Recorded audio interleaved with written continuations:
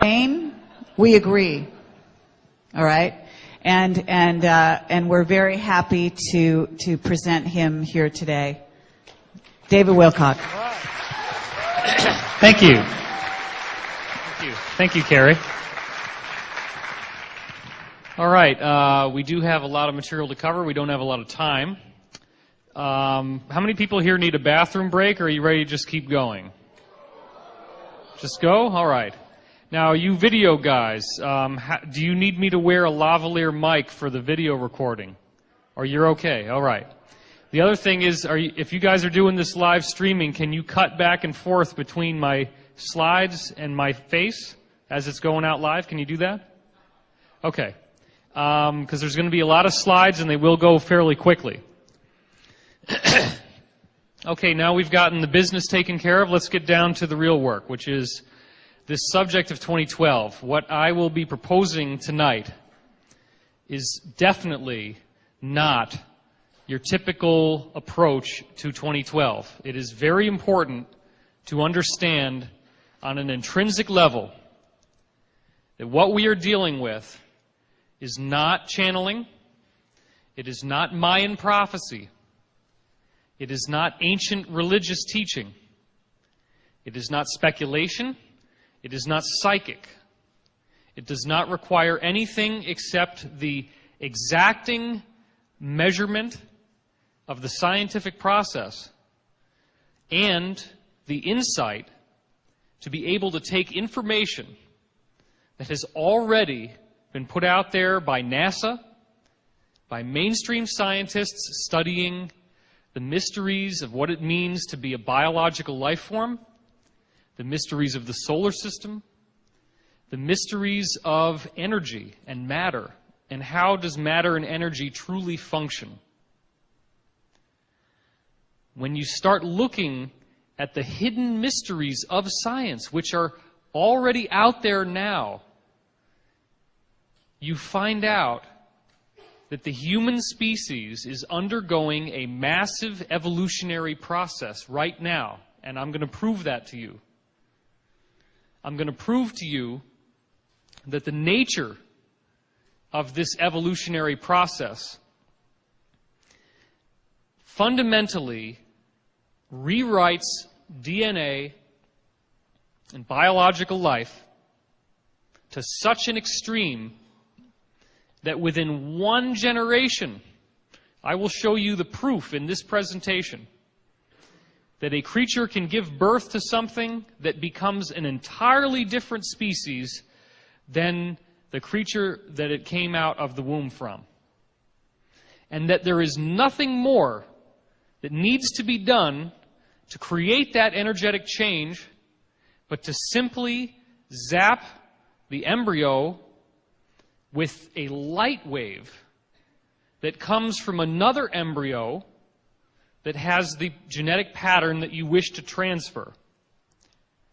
The only way that this makes any sense is to begin seeing DNA as susceptible to quantum wave effects.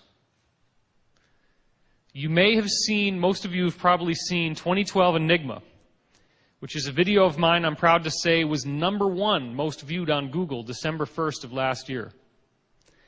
And the reason why it got that way is because the information has rocked the internet. It has led to my getting the starring position on a sci-fi documentary coming out in November on Sci-Fi Network. It's led to Penguin contacting me to write a book based on the video, one of the biggest publishing companies out there. It's led to my working with, I'm going to say this now publicly, Jim Hart, who wrote the movie Contact with Jodie Foster. That's our screenwriter. Thank you.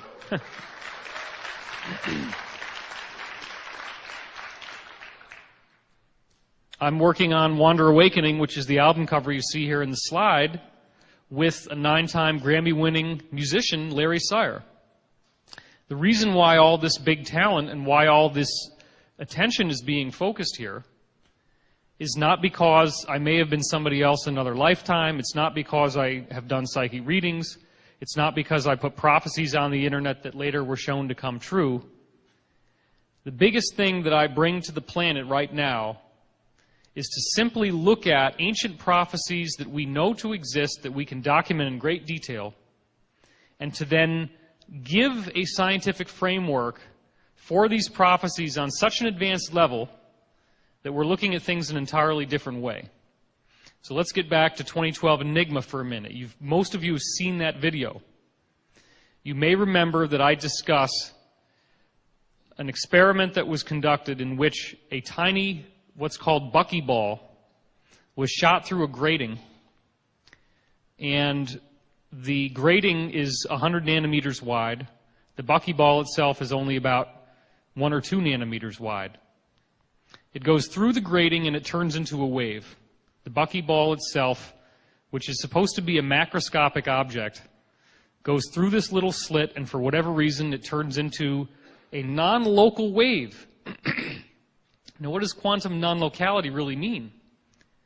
It means that you don't know where the wave is in space, and you also don't know where the wave is in time. Quantum non-locality shows that the more you try to find out where it is in time, the less you can find it in space. The more you try to find out where it is in space, the less you can find it in time. And if you look at the quantum physics equations, it's well known in quantum mechanics, the time has to be both backwards, forwards. It has to be completely nonlinear in the traditional sense. Albert Einstein has given us the theory of relativity. The theory of relativity is going to tell you that when you travel through space, it's not empty space. What did Einstein call space? He didn't call it space, he called it space-time. The reason why he called it space-time is that he said you're moving through something that makes time start running faster as you go through space. So that you could literally be inside a spaceship, leave the Earth for 2 weeks, flying at the speed of light, come back, and it's 500 years later. We know that this has been proven. It actually was done on jumbo jets flying in the highest altitude they could, where they had little watches on them, or little radioactive timekeeping devices. And they found very subtle but definite changes in the speed of time just based on the velocity of a jet going around Earth orbit. So imagine what happens when you go up towards light speed. Now, this is a proven principle in physics. As you move through space, you're also moving through the so-called time fabric. The space-time fabric, as Einstein called it. There was a mistake that Einstein made in his scientific understanding of space-time. And it may be a mistake, or it may be that he figured it out and he didn't want to talk about what he discovered. In the Einstein relativity theory, it is assumed that the only direction you can move is into the future. That space-time, the time dimension, is only one-dimensional. But we actually now know from the physics of Dewey-Larson, which you'll also see on my 2012 Enigma video, that the whole way that the quantum world is being built is that there is a domain in which time, as we think of it, is three-dimensional, and space, as we think of it, is one-dimensional. And that world is constantly interchanging energy back and forth with space-time. We call it time-space over there. It's space-time over here. So this time-space realm over there is sending energy into space-time and is pinging back and forth, and that's what creates matter.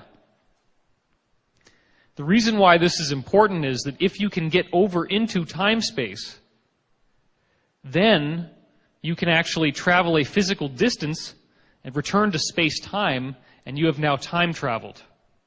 And it's not just the future. You can actually travel into the past. If you're traveling in the direction that the Earth is rotating,